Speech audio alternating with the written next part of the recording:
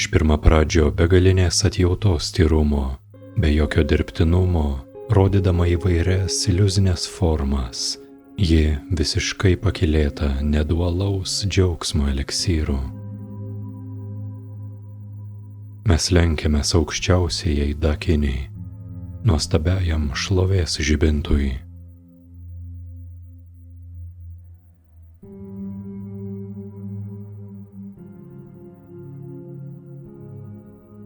Supraskite aiškiai, kad visa ko, egzistencijų pasaulio, samsaros ir išsivadavimo ramybės, nirvanos pasaulio šaknis yra tik viena – mūsų pačių protas.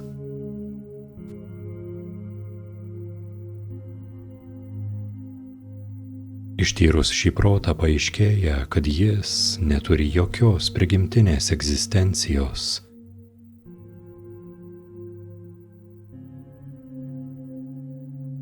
Niekur nėra nė vienos būtybės, kurios pamatas ar pagrindas nebūtų Budos prigimtis, visų Budų širdis.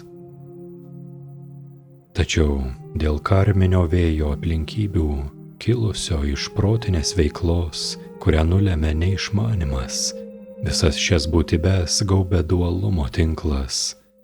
Todėl joms tenka visą amžinybę klaidžioti nesibaigiančioje samsaroje.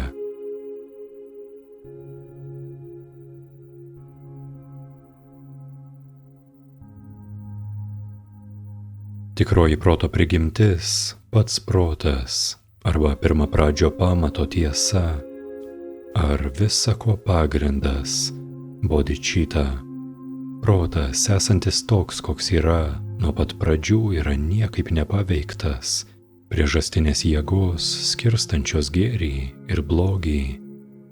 Todėl jis savaime yra savyje esantis.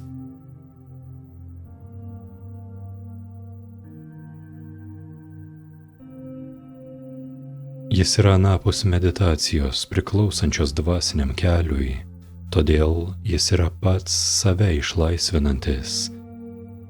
Laisvas nuo rezultato pasiekimų, todėl yra išbaigtas nuo pat pradžių. Jis anapus bendravimo kalba ir todėl yra už ženklų srities ribų. Jo neįmanoma išmatuoti mintimis, todėl jis yra didžioji laisvė nuo intelekto. Jis visiškai pranoksta 8 ribojančius požiūrius ir todėl yra didysis sąmoningumo ir tuštumos neatskiriamumas.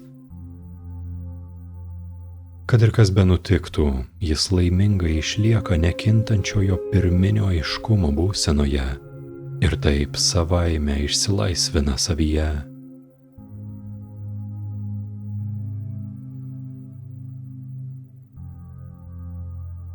Tačiau dėl įvairių minčių iliuzijos, lyg sapne, pasaulio būtybės patenka į visas egzistencijos samsaroje sferas.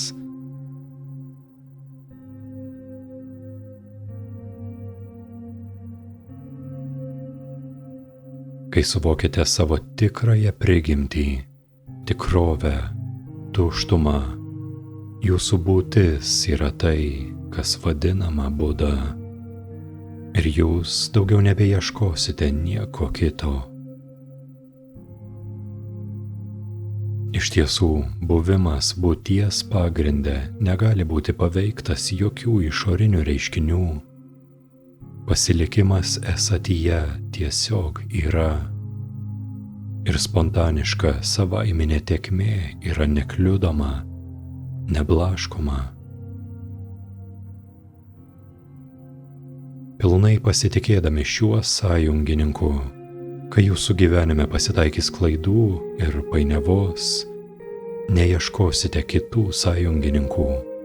Ir kai kils bet kokios geros ar blogos mintys, be jokio dirbtinumo ar apsimetimo, išliksite spindintys savyje.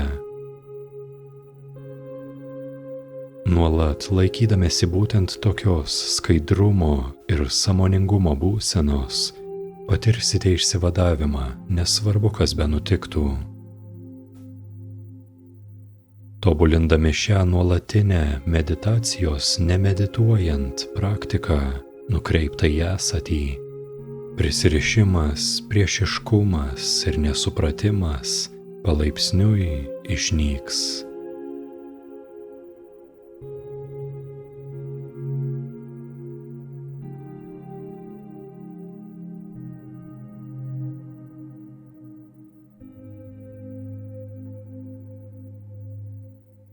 Tačiau nors praktikuojame nuolatos išlikti esatyje, kaip ir malonus muzikos skambesys, reikalauja, kad styga būtų tinkamai suderinta.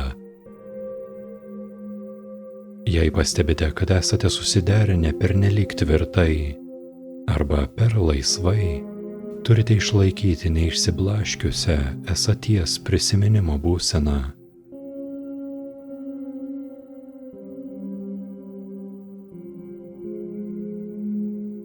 Nėra naudos laikytis įsikibus bet kokio analitinio mąstymo, todėl leiskite sąmoningumui tiesiog būti skaidriam ir neužgožtam. Pati pirminio žinojimo būsena, akimirksniu save suvokianti, turi būti pilnai patirta. Tai gyvybinės dvasinės praktikos kraujas.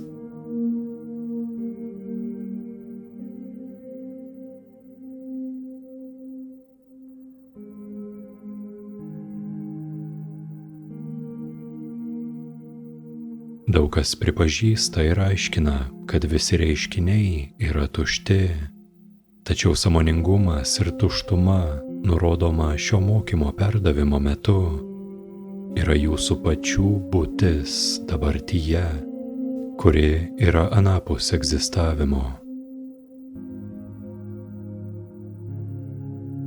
Jūsų prigimtis yra skaidrus išsivadavimas, tikras akimirksniu laisvai pasiekiamas, begalinis išsilaisvinimas, dzogčenas. Štai kas tai yra. Be to, nėra jokio kito būdo atsiverti tuštumai. Sąmoningai besidžiaugiant viskuo, budriame sąmoningume, šis esminis nurodymas iškilo mano prote.